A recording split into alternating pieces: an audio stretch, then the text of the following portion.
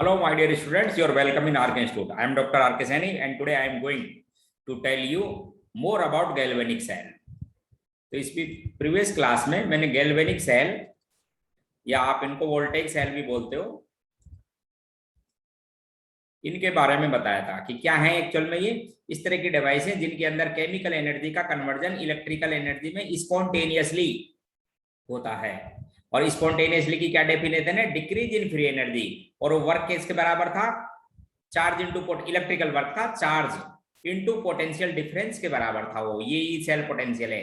Potential difference जो आप इसको इलेक्ट्रोमोटिव फोर्स भी कहते हो, high resistivity high resistance voltmeter से मालूम किया जाता है, जिस समय उसमें जो आई है वो नेग्लिजिबल हो, करंट नेग्लिजिबल हो, उस केस के अंदर जो वोल्टमीटर की रीडिंग आएगी वो आपको इलेक्ट्रोमोटिव फोर्स भी कहते हैं या ई सेल कहते हैं। तो ये सब बात मैंने बता दी। आज मैं जो आप डिस्कस करने जा रहा हूं वो एक साथ किसी हाफ सेल का, हाफ सेल का मतलब मे बी ऑक्सीडेशन और रिडक्शन, उसका स्टैंडर्ड कंडीशन में पोटेंशियल कैसे कैलकुलेट किया जाता है। How can calculate standard electrode potential of half cell.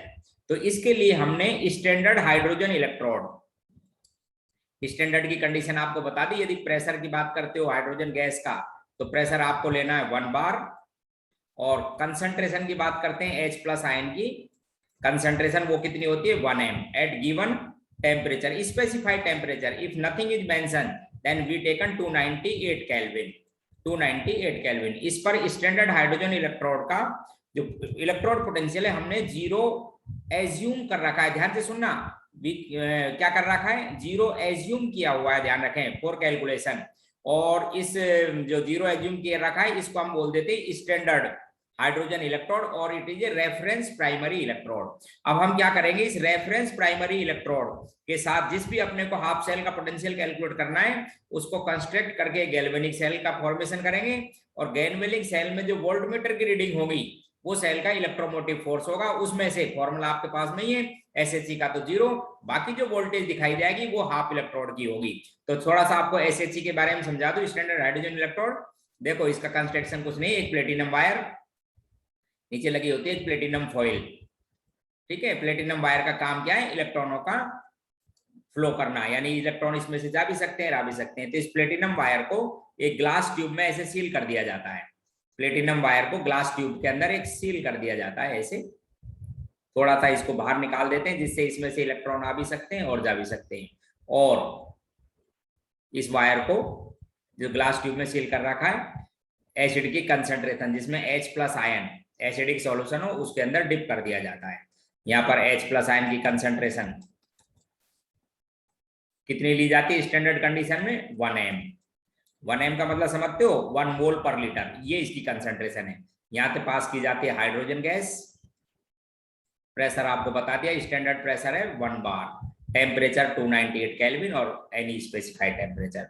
तो इस पर इसका जब आप इलेक्ट्रॉन आएंगे स्टैंडर्ड कंडीशन में, जब इलेक्ट्रॉन आएंगे तो इलेक्ट्रॉन आएंगे वायर से, इस सॉल्यूशन में क्या गेन करेगा? उसको H+ आयन किसमें कन्वर्ट हो जाएगा? H2 गैस में। ये जो ये तो सॉल्यूशन में था, कंसंट्रेशन आपको पता है 1 m लेनी है, ये बन जाएगी गैस। ये गैस किसके कांटेक्ट में आएगी? प्लेटिनम के। तो ये जो प्लेटिनम फॉइल लगी हुई है या जो प्लेटिनम ब्लैक है, ये तो प्लेटिनम वायर, यहाँ पर प्लेटिनम ब्लैक, इसकी क्या है? एडजॉर्प्शन, ध्यान से सुनना, प्लेटिनम ब्लैक। क्या कह रहा हूं? इस प्लेटिनम का सरफेस एरिया काफी ज्यादा होता है और ये हाइड्रोजन को एडजॉर्ब, ध्यान से सुनो, एडजॉर्ब करने की काफी हाई कैपेसिटी रखता है। तो हाइड्रोजन इस पर एडजॉर्ब होती रहती है। जब काफी वॉल्यूम एक्यूमुलेट हो जाता है तो हाइड्रोजन फिर यहाँ से बाहर निकलने लग जाती है, इलेक्ट्रॉन सर्किट में आएंगे, H+ आयन गेन करेगा। ऐसे इसको रिप्रेजेंट ऐसे किया जाता है। इसका ऑर्डर ये है, देखो एक बार ध्यान से, स्टैंडर्ड कंडीशन में सबसे पहले लिखते हैं प्लेटिनम वायर सॉलिड। ध्यान रखें आप, जब फेज अलग अलग हों तो उस समय सेपरेट करने के लिए सिंगल वर्टिकल लाइन ली जाती है। उनको सेपरेट करने के लिए सिंगल वर्टिकल लाइन यूज की जाती है। तो प्लेटिनम वायर सॉलिड किसके कांटेक्ट में रहेगा? H2 गैस, ये गैस है। और ये किसके कांटेक्ट में रहेगा? H+ ion. ये सब आपके पास में एक्वस कंडीशन में। स्टैंडर्ड में आपको पता है ये भी 1 बार है, ये 1 m है। और इसका स्टैंडर्ड जो पोटेंशियल है वो कितना एज्यूम, दोबारा बोल रहा हूं, assume to be 0 for calculation of half electrode potential at standard condition। तो हम क्या करेंगे? इसको लेके और गैल्वेनिक सेल बना देंगे। जैसे देखो अब आप दो आप देखिए एक बार, एक तो मैं आपको कॉपर इलेक्ट्रोड के बारे में बताऊं, समझना ध्यान से। ये तो मेरे पास में कॉपर की रोड, ध्यान से सुने, इसको डिप कर दिया, मुझे कॉपर इलेक्ट्रोड का पोटेंशियल कैलकुलेट करना था, इसको डिप कर दिया साहब कॉपर सल्फेट के सॉल्यूशन में। ये आपके पास में ब्लू कलर का सॉल्यूशन होता है कॉपर सल्फेट, एक्वा सॉल्यूशन था कॉपर सल्फेट, ये कॉपर रोड। और एक ले लिया मैंने इधर SHE, स्टैंडर्ड हाइड्रोजन इलेक्ट्रोड, ये लगा दिया साहब स्टैंडर्ड हाइड्रोजन इलेक्ट्रोड। ये प्लेटिनम वायर था, अभी थोड़ी देर पहले बताया था, ये प्लेटिनम वायर ग्लास ट्यूब में इसको सील कर रखा है, नीचे प्लेटिनम फॉइल या प्लेटिनम ब्लैक थोड़ा बाहर निकाल देते हैं। और यहाँ पर क्या भर रखा है हमने, हाइड्रोजन H+ आयन, इसके अंदर H+ आयन, ये गैस यहाँ पर पास करेंगे आप। यहाँ पर बात की जाएगी साहब H2 गैस की, ठीक है। ये H2 गैस है, यहाँ पर सॉल्यूशन ले रखा है आपने, स्टैंडर्ड कंडीशन में H+ आयन की कंसंट्रेशन 1 है। और इन दोनों इलेक्ट्रोड्स को, ये कॉपर वायर है ध्यान रखना, ये कॉपर के मेटल है, इन दोनों को आउटर सर्किट से वायर से ऊपर कनेक्ट कर रखा है हाई रेजिस्टेंस वोल्टमीटर से।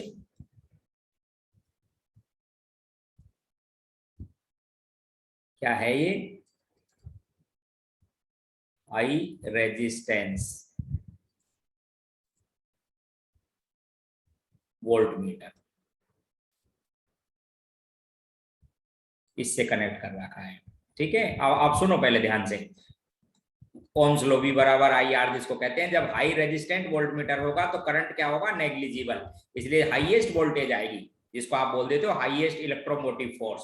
तो सपोज इसकी हमने बात की, तो हमारे पास में इलेक्ट्रोड पोटेंशियल की बात करते हैं, तो ये यहाँ पर जो वोल्टेज आ जाएगी वो किसकी आएगी एक्चुअल में, इस कॉपर इलेक्ट्रोड की, क्योंकि आपको पता है ये तो है जो इसका तो हमने 0 एज्यूम कर रखा है। यहाँ पे वोल्टमीटर में हम रीडिंग नोट कर लेंगे, सपोज ये वैल्यू आई आपके पास में माइनस की 0.34 वोल्ट मिला हमको, ये कितना वोल्टेज था, माइनस में 0.34 वोल्ट। तो इसका मतलब ये हुआ कि ये, अच्छा जब हमने बात की ना कि साहब ये वायर थे शरीर के रहेंगे, तो अपने को पता लगा कि साहब ये जो हाइड्रोजन गैस थी, देखो इधर ध्यान से, इलेक्ट्रॉनों का फ्लो ऐसे हुआ, हाइड्रोजन गैस इधर से, अच्छा तो बाई कन्वेंशन आप समझो हाइड्रोजन गैस का फ्लो, यानी H2 का तो हुआ यहाँ पर आयोनाइजेशन, ध्यान से सुनना मेरी लाइन, H2 का हुआ साहब यहाँ पर आयोनाइजेशन, 2 इलेक्ट्रॉन सर्किट से बाहर गए, और किसने गेन किया यहाँ पर, कॉपर प्लस आयन ने। देखो इधर इसकी मैं रिएक्शन समझाता हूँ, कॉपर जो क्यूप्रिक आयन, अच्छा इसको बाकी सॉल्ट ब्रिज से आप कनेक्ट कर ही देते हो, बोले साहब ये आपके पास में सेल बन गया, इसको किससे कनेक्ट कर रखा था आपने, सॉल्ट ब्रिज से, ऐसा हमने सेल बना दिया एक।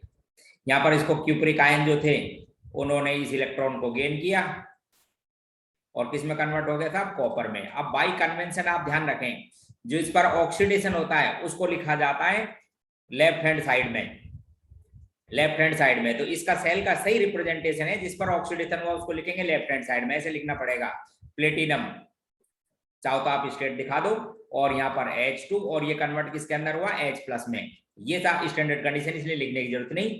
और इधर ये सॉल्ट ब्रिज लगा दिया, ये क्यूप्रिक आयन किस में कन्वर्ट हुआ, कॉपर में। तो ध्यान रखें बाई कन्वेंशन एनोड जिस पर ऑक्सीडेशन होता है उसको लिखते हैं लेफ्ट हैंड साइड, और कैथोड जिस पर रिडक्शन होता है उसको लिखते हैं राइट हैंड साइड। बीच में क्या लगा देते हैं, salt bridge, double headed arrow, double arrow से दिखाई जाती है, और ये सिंगल से सेपरेट कर ली जाती है। अब ध्यान से देखो, आप इस सेल का इलेक्ट्रोमोटिव फोर्स कितना आया था, वोल्टमीटर ने कितना बताया, माइनस में 3.4। अब आपको एक बात पता है कि साहब अपने पास में ई सेल की जब बात की जाती है, ई सेल स्टैंडर्ड कंडीशन में सेल, तो वहां मैंने आपको एक फॉर्मूला बताया था कि standard reduction potential, particularly reduction potential बात करेंगे आप, reduction potential of cathode minus reduction potential, ये भी reduction potential in standard condition में, रिडक्शन पोटेंशियल ऑफ एनोड, या फिर मैंने आपको जनरल शॉर्ट में ये भी बता दिया था कि E cell, E naught cell equals to, यहां लिख देते हो आप, स्टैंडर्ड कंडीशन में electrode potential of right hand side electrode minus standard electrode potential of left hand side electrode, लेकिन है रिडक्शन ही। अब सपोज आपको वोल्ट मीटर ने रीडिंग दी, ऊपर वाला जो ये गैल्वेनिक सेल जो बना रखा है, ये वोल्ट मीटर की रीडिंग आई साहब आपके पास में माइनस में 0.34 वोल्ट। अब राइट हैंड साइड में क्या ले रखा था मैंने, बोलो SHE, तो SHE का इलेक्ट्रोड पोटेंशियल कितना एज्यूम किया हुआ है, 0, माइनस साइन लगाऊंगा, फिर यहां पर लिख दूंगा कि स्टैंडर्ड कंडीशन में electrode potential of left hand side electrode, तो मैंने लेफ्ट हैंड साइड इलेक्ट्रोड की जब मैं बात करूंगा तो आपके पास में लेफ्ट हैंड साइड इलेक्ट्रोड क्या चीज है, कॉपर, और लिखना ऑलवेज रिडक्शन ही है। तो क्या वैल्यू आ गई आपके पास में, साइन को इधर कर दो, तो ये वैल्यू आ गई प्लस में 0.34 volt. It means the electrode potential of cupric electrode at standard condition is 0.34 volt, और it is also known as relative electrode potential. किसके रिलेशन में, with respect to SHE, with respect to SHE potential. ये एक और दिखाता हूं आपको, देखो एक और कंस्ट्रक्शन किया मैंने, एक बार देखो, एक इसी तरह से और बनाया एक सेल, आप समझना, आपकी चॉइस है, वो तो रिप्रेजेंटेशन का आप देख लेंगे वायर से इलेक्ट्रॉन किधर जा रहे हैं। जैसे मैंने यहाँ पर एक बार और समझो, ये लिया साहब एसएचई, ये प्लेटिनम फॉइल थी और ये प्लेटिनम वायर, ग्लास ट्यूब में मैंने इसको बंद कर रखा है, आप समझिए, बनाने की अपने आप सीखा करो इस तरह से। ये मैंने इसको बंद कर रखा है ग्लास ट्यूब में, और साहब यहाँ पर मैंने हाइड्रोजन गैस पास करूंगा सॉल्यूशन में। किस में डिप कर रखा है मैंने, एसिड के सॉल्यूशन में। क्या कंसंट्रेशन ले रखी है आपने उसकी, स्टैंडर्ड में 1 m। देखिए अब आप ध्यान से, एक तो यहाँ पर H+ आयन की कंसंट्रेशन है 1 m, और यहाँ बात करेंगे साहब हाइड्रोजन गैस की 1 बार पे, और मैंने एक तो ले लिया ये, और एक जिंक का रोड, ध्यान से समझो, एक जिंक इलेक्ट्रोड है जिसके अंदर, ये तो जिंक की रोड थी, मैं कहीं भी जोड़ सकता हूँ लेफ्ट एंड राइट, बस आपको लिखना है कैसे वो एक बार फिर बता दूंगा। ये जिंक रोड, इसको डिप कर रखा था मैंने जिंक सल्फेट के सॉल्यूशन में, जिंक सल्फेट के एक्वस सॉल्यूशन में। सॉल्यूशंस को आपको मैंने समझा दिया था, इलेक्ट्रिकल न्यूट्रलिटी मेंटेन करने के लिए, लिक्विड लिक्विड जंक्शन पोटेंशियल को अवॉइड करने के लिए है, और इजी करंट फ्लो के लिए हम यहाँ पर इसको किस में कनेक्ट कर देते हैं, सॉल्ट ब्रिज से, वो मैंने आपको समझा दिया। अब मैंने क्या किया, इस प्लेटिनम वायर और ये जो आपके पास में जिंक की मेटल थी, इसको वायर से कनेक्ट कर दिया। किससे कनेक्ट कर दिया, हाई रेजिस्टेंस वोल्टमीटर से। हाई रेजिस्टेंस वोल्टमीटर से तो जो पोटेंशियल आया वो आया था माइनस में 0.76 वोल्ट। इतना वोल्टमीटर ने रीडिंग दिखाई, और मालूम लगा कि साहब इलेक्ट्रॉनों का फ्लो इस तरह से हुआ, देखो इधर ध्यान से, इलेक्ट्रॉनों का फ्लो जिंक से और इधर H+ की ओर। तो इसका मतलब है ये तो हुआ साहब आपके पास में ऑक्सीडेशन, तो जिंक तो कन्वर्ट हुआ जिंक +2 में, और ये इलेक्ट्रॉन सर्किट से इस तरह थे। अब मैं पूछता हूं यहाँ पर कौन ले गए, ये तो एनोड हो गया, और यहाँ पर इलेक्ट्रॉन को कौन गेन करेगा, बोले H+ आयन सॉल्यूशन में है, इलेक्ट्रॉन आ रहे हैं सर्किट से, ये तब H+ आयन इस इलेक्ट्रॉन को गेन करेगा 2 इलेक्ट्रॉन्स को, और किस में कन्वर्ट हो जाएगा, H2 में। अब ध्यान से फिर सुनो, जो by convention method of preparation, या जो आप कंस्ट्रक्शन करते हो, ध्यान रखें लेफ्ट हैंड साइड में एनोड लिखा जाता है, तो आपको जहां पे इलेक्ट्रॉनों का फ्लो पता लगा वायर से, आप उसको समझेंगे एनोड, तो आप रिप्रेजेंट करेंगे जिंक, कन्वर्ट हुआ साहब जिंक +2 में, इधर शॉर्ट ब्रिज लगाएंगे स्टैंडर्ड कंडीशन में, इसलिए कंसंट्रेशन लिखना जरूरी नहीं है, और इधर क्या होगा, कैथोड, H+ आयन किस में कन्वर्ट हुआ, H2 में, और प्लेटिनम वायर के साथ। ऐसे बना आपके पास में गैल्वेनिक सेल। यानी इस सेल को रिप्रेजेंट करने का तरीका ये है, आप चेक कर लेना एनोड कौन सा है। एनोड को ऑलवेज क्या लिखा जाता है, लेफ्ट हैंड साइड में। साइन क्या होता है बोलो, एनोड प्लेट पर नेगेटिव, राइट हैंड साइड क्या लिखते हो आप यहाँ पर, कैथोड, साइन क्या लिया जाता है, रिलेटिव साइन पॉजिटिव, वो नेगेटिव तो रिलेटिव पॉजिटिव, और बीच में क्या लिख दी जाती है, डबल एरो से salt bridge, double vertical line से लिख दी जाती है सॉल्ट ब्रिज। ठीक है, अब सुनो देख ध्यान से, अब फिर मैं इसी की बात कर रहा हूँ, मेरे पास जो ये सेल वोल्टेज आया उसके लिए कल फिर आपको मैंने एक फॉर्मूला ड्राइव किया था, फिर समझे साहब मेरे पास में ये इलेक्ट्रोमोटिव फोर्स जो था सेल का, वो मुझे वोल्टमीटर की रीडिंग से पता लग गया। क्या था, जैसे अभी अपने पास में वोल्टमीटर की रीडिंग से ये वोल्टेज बोले साहब माइनस में 0.76 वोल्ट था। अब आपको मैंने एक फॉर्मूला बता रखा था, क्या है आपके पास में, कि standard potential of right hand side electrode minus standard potential of left hand side electrode. Cell voltage आपको वोल्टमीटर ने दिखाया माइनस में 0.76 वोल्ट।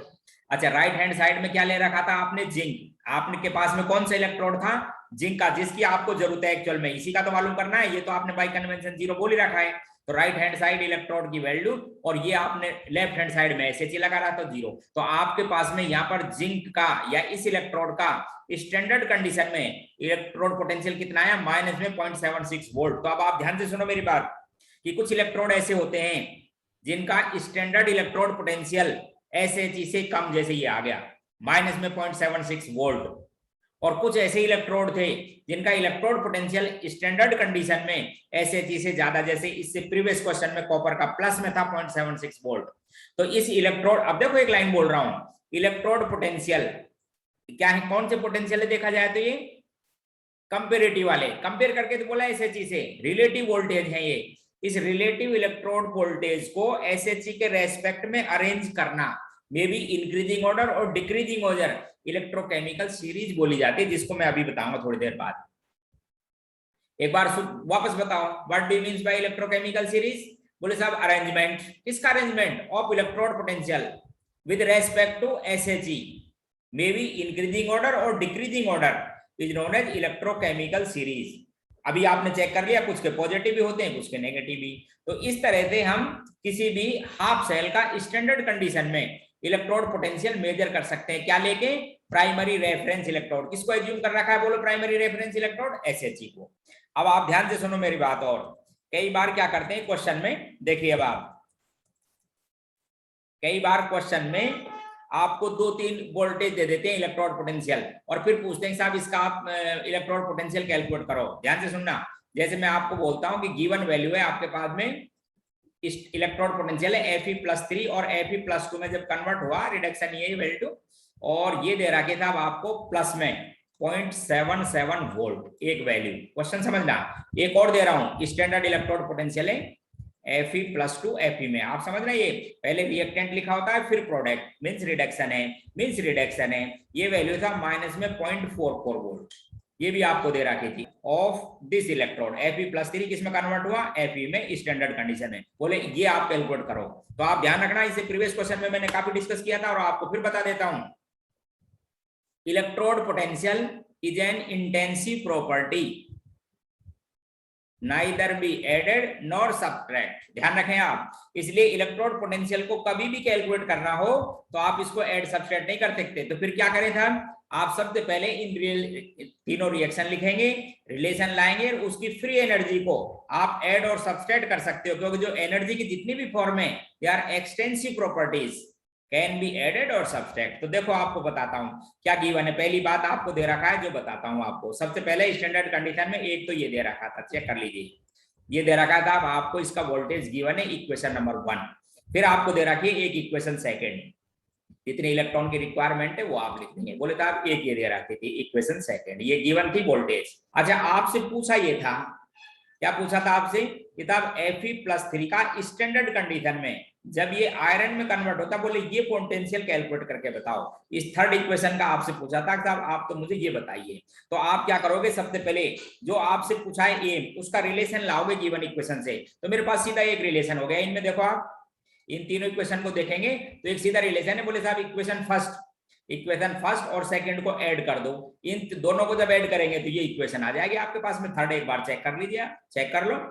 इक्वेशन फर्स्ट और सेकंड को जब ऐड करेंगे तो ये वैल्यू से कैंसिल हो जाएगी, ये आ जाएगी इक्वेशन थर्ड। अब मैं क्या बोलूं, साहब इक्वेशन फर्स्ट तो मैं इसको डेल्टा जी तो ऐड सब्ट्रैक्ट कर सकता हूं। ये सपोज डेल्टा जी 1 थी, बाद में इक्वेशन थर्ड की थी, तो मैं वैल्यू लिख देता हूं। डेल्टा जी किसके बराबर होती है? बोले -NFE। आपको मैंने स्टार्टिंग बता दिया, डेल्टा जी किसके बराबर है? -NFE के। तो पहली इक्वेशन में लिखता हूं, देखो अब आपको वैल्यू डाल के दिखाता हूं, समझिए आप इस क्वेश्चन को समझिए। ऐसे क्वेश्चन एग्जाम में, नीट में, IIT JEE ऐसे क्वेश्चन बहुत आते रहते हैं, और जहां पर स्टूडेंट गलती कर देता है वो समझा देता हूं। इसका वोल्टेज जो गलत मेथड है वो समझा देता हूं। क्या करते हैं, बोले साहब ये वोल्टेज दे रखा था आपको, कितना दे रखा था साहब? 0.776 वोल्ट। और ये भी दे रखा था, कितना था? बोले साहब माइनस में दे रखा था 0.44 वोल्ट, इतना दे रखा था। बोले इसके बराबर हो जाएगा। तो वो जनरली ऐसे कर जाते हैं और आंसर लिख देते हैं प्लस में 0.33 volt answer. It is a wrong method. कभी भी इलेक्ट्रोड पोटेंशियल को आप ऐड सब्ट्रैक्ट नहीं कर सकते। तो क्या करोगे, देख लो एक बार, जो गलती करते हो फिर बता देता हूं। आपको इक्वेशन फर्स्ट का वोल्टेज दे रखा है, सेकंड का पोटेंशियल दे रखा है, और पूछा था थर्ड का, तो आप तुरंत क्या करते हो, इनको ऐड कर जाते हो वैल्यू को, जो कि ऐसा नहीं है। कभी भी इलेक्ट्रोड पोटेंशियल को आप ऐड सब्ट्रैक्ट नहीं कर सकते। तो बोले साहब क्या करते हैं, मैंने आपको क्लियर कर दिया कि आप इसको फ्री एनर्जी में कन्वर्ट करो, और फिर आप फ्री एनर्जी को ऐड सब्ट्रैक्ट कर सकते हो, जैसे मैं आपको इस क्वेश्चन को सोल्व करके दिखा रहा हूं। इक्वेशन फर्स्ट देखो, आप थोड़ा ऊपर कर देता हूं, देखो इक्वेशन फर्स्ट को ध्यान से देखिए। इक्वेशन फर्स्ट ये रही, NFE बोलो -NFE, n कितना है वहां पर? 1 F, और उसका वोल्टेज कितना दे रखा है आपको? प्लस में 0.77 वोल्ट, इंटू कितना दे रखा था? 0.77 वोल्ट। पहली इक्वेशन पहली का लिखा मैंने, फिर प्लस का साइन लगाऊंगा, फिर माइनस n कितना है यहाँ पर? 2, फिर ये लिखूंगा फेराडे कांस्टेंट, और कितना वोल्टेज दे रखा है आपको? माइनस में वैल्यू दे रखी थी, ये कितनी? माइनस में 0.44 वोल्ट, तो ये प्लस हो जाएगी, ध्यान रखना। इक्वल टू थर्ड के लिए लिखूंगा, थर्ड में कितने इलेक्ट्रॉन? 3, तो -3F, और ये जो तीसरी आपके पास में इक्वेशन है, इसका आपसे पूछा था इलेक्ट्रोड पोटेंशियल, इसको थर्ड लिख देता हूं। तो दोस्तों ये हो गया आपके पास में माइनस में 0.77F, ये माइनस माइनस हो गया प्लस, इतना 0.88 F equals to -3F into क्या बोलोगे, थर्ड जो आपके पास में इक्वेशन है उसका पोटेंशियल। अब इसको थोड़ा सा कुछ नहीं करना है, सोल्व कर देना।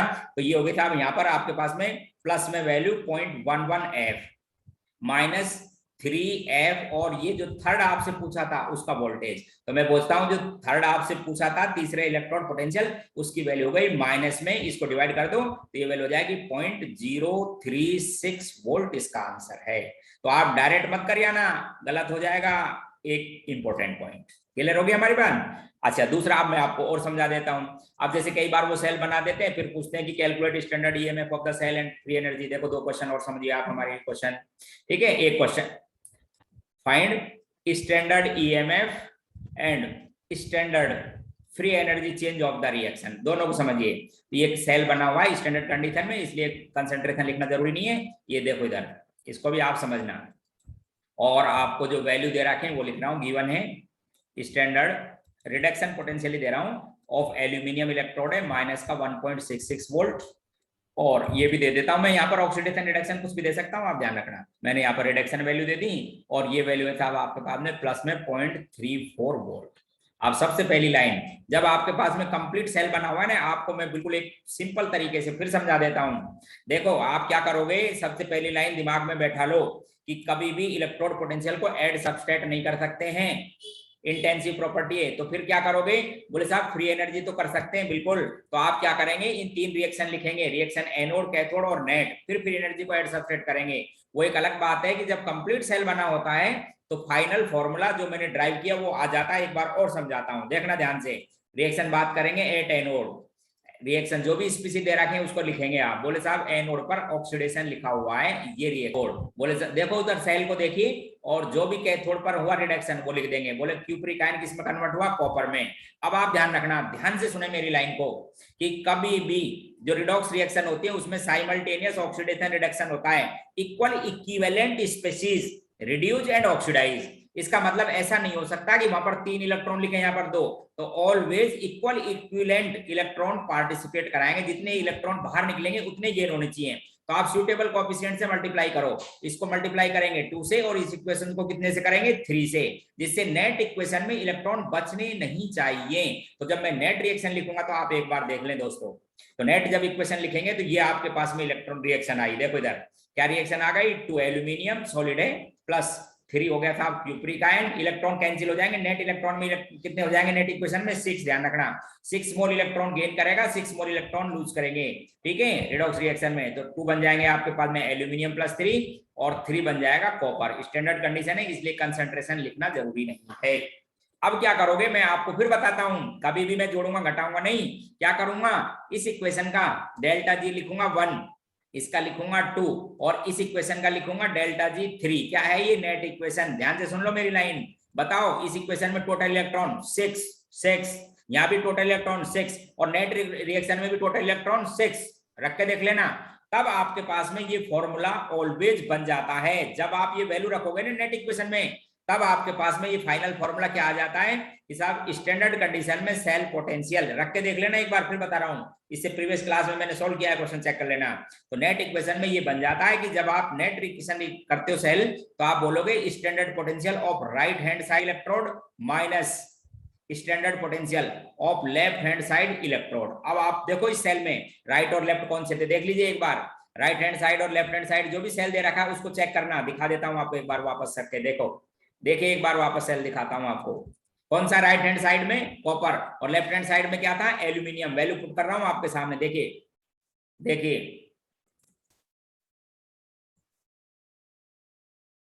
राइट हैंड साइड में दे रखा था आपको कॉपर, पोटेंशियल गिवन है 0.34 volt, minus left hand side में क्या था आपके पास में, एल्यूमिनियम, पोटेंशियल कितना था 1.66 वोल्ट गिवन, 2 वोल्ट। एक ये तो आंसर। एक क्वेश्चन और पूछा मैंने इसमें कि also find standard free energy of the reaction, तो उसका फॉर्मूला भी यही था -NFE फ्री एनर्जी। अब आप एक बार ध्यान से देखो, n कितना है यहाँ पे बोलो, 6। ध्यान रखें नेट इलेक्ट्रॉन कितने हैं यहाँ पर, 6 मोल, और ये आपके पास में फैराडे कांस्टेंट क्या वैल्यू होती है बोलो, 96500। आगे क्या बोलोगे, कूलाम पर मोल, यूनिट देख लो, 1 मोल पर चार्ज है, इनटू ये क्या चीज था, 2 वोल्ट। ध्यान से देखिए, अब आपको पता है कि कूलाम इंटू वोल्ट, क्या कहते हो इस कूलाम इंटू वोल्ट को? जूल। तो आपके पास में फ्री एनर्जी का यहाँ पर आंसर आ गया, नेगेटिव साइन के साथ सोल्व कर लेंगे और यूनिट क्या लिखेंगे?